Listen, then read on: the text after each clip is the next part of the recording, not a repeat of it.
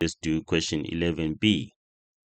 Right, we managed to find the coordinates of C from the previous question, and also we managed to find that the radius is 2.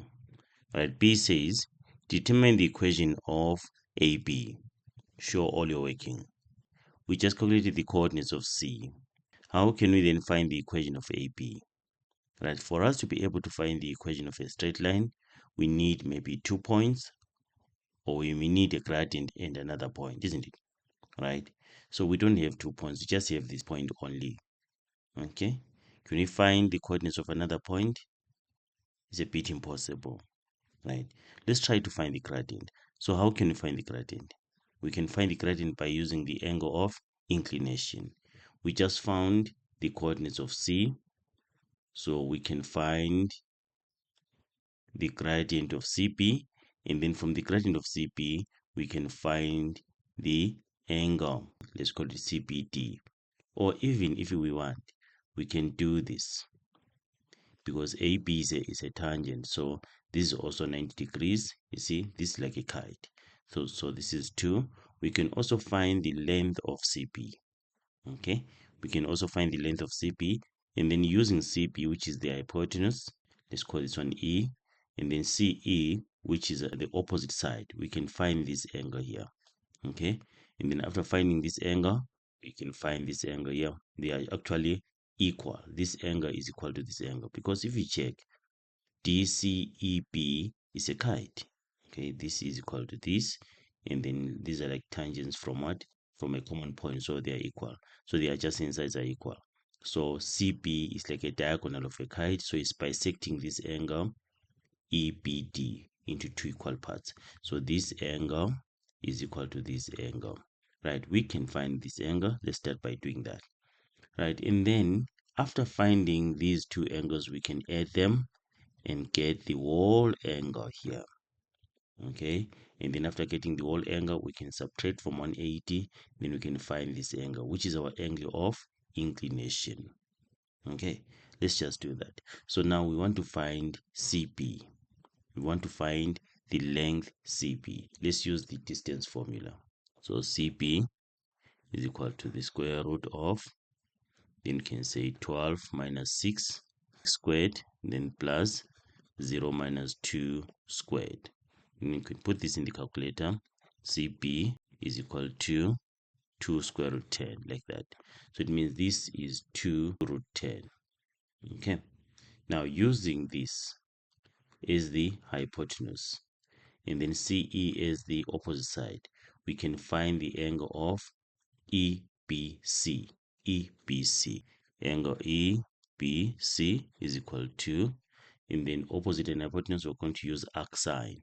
So it's arc sine 2 over 2 root 10, like that, and then we get the angle, which is 18,434,99882.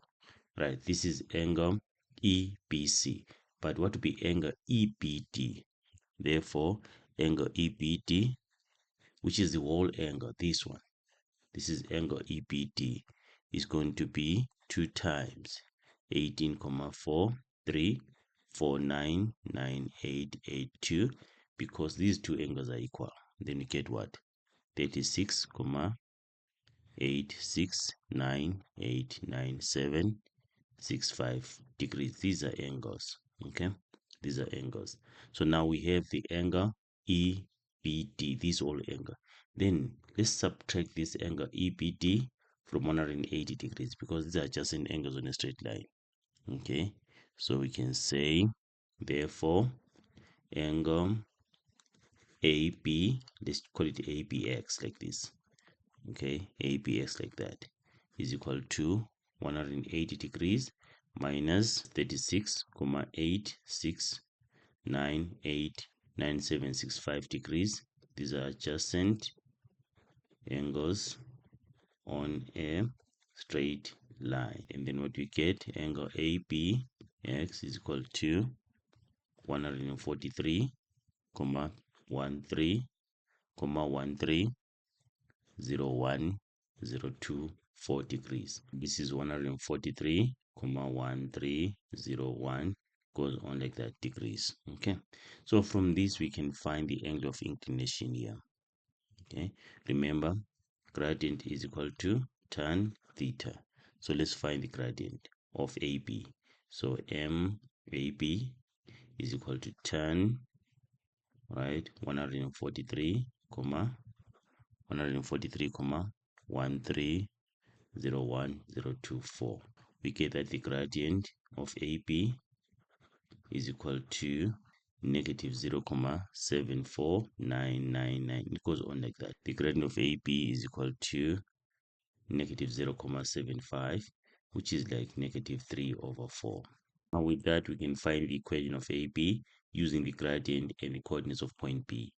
Right, so it's going to be y is equal to mx plus c, and then our y is 0, our m is negative 3/4, our x is 12, plus c, then 0 is equal to negative 9 plus c, so c is equal to 9.